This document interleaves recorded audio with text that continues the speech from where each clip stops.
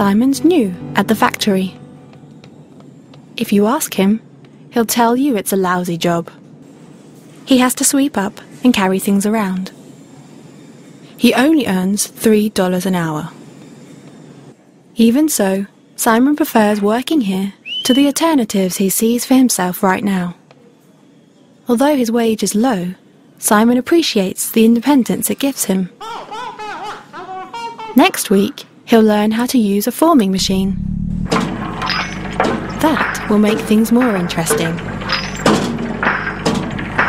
That's Edgar, the owner of the factory. The only thing he really cares about is making profit. Edgar would prefer to pay his workers a tiny fraction of their current wages to keep more money for himself, but he knows that wouldn't work.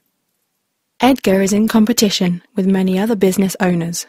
They all need a steady supply of human labour. When deciding whether or not to trade with an employer, workers consider wages, but also working conditions and other benefits.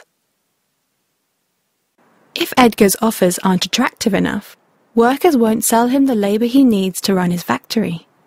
So reluctantly, Edgar ends up paying market prices for the labour he buys.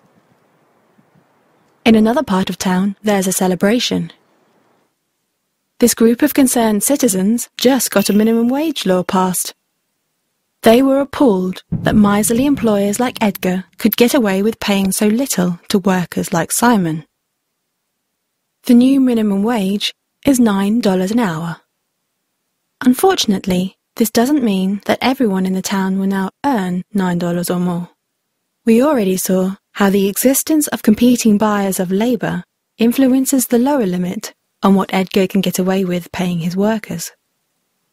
The upper limit on what Edgar will pay any worker is the amount of extra revenue he expects that worker's labour will create for him in a given period. In other words, employers won't knowingly pay workers more than the extra income they generate. They'd be losing money if they did that. So what does the introduction of the minimum wage law mean for the workers at Edgar's factory?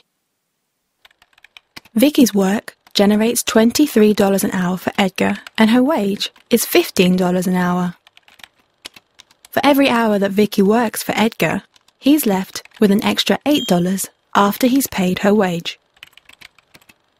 Because Vicky's wage is higher than $9 an hour, the new law doesn't affect her directly.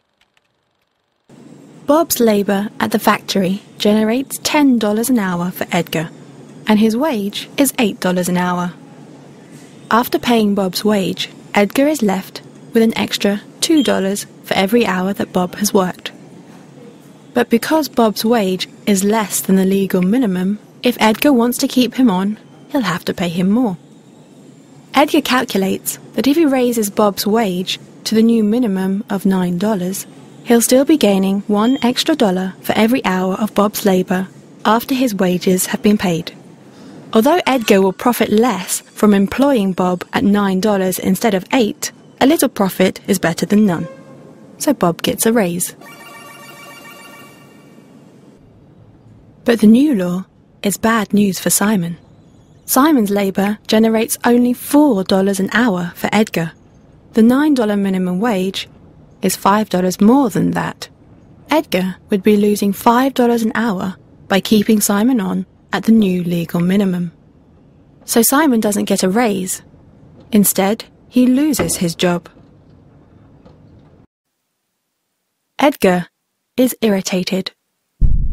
The minimum wage means that if he wants to stay in business, he has to either invest in machines to do the work that unskilled labourers like Simon were doing, or he has to move production to another country where minimum wage laws aren't a problem. Edgar believes both of these options are less profitable for him than employing local workers. Otherwise, he wouldn't have hired Simon. For Simon, the outlook is bleak. Losing his job would have been bad enough, but the minimum wage continues to disadvantage him even while he's unemployed. Because he's young and doesn't have much experience, it's likely that the extra revenue Simon's labour would create for any employer would be low. Potential employers expect to lose money hiring Simon at the minimum wage, so they turned down his applications. Simon was glad of his factory job, even with its low wage. He hoped to build up experience, which would raise his productivity and give him a chance to move to better paid and more satisfying work. But the new law prevents him from doing so. This is why the minimum wage has been described as removing the bottom rungs from the economic ladder. When we see social interactions that seem unfair, one response is to demand that the behaviour we disapprove of be outlawed. But we should keep in mind that this kind of intervention has unintended consequences. Some people suspect that prohibiting voluntary exchange often does more harm than good. They believe the proper function of law is to discourage the initiation of force, and that we shouldn't create barriers that prevent people from doing their best to peacefully improve their lives. Do a web search for some of these terms if you're interested in learning more.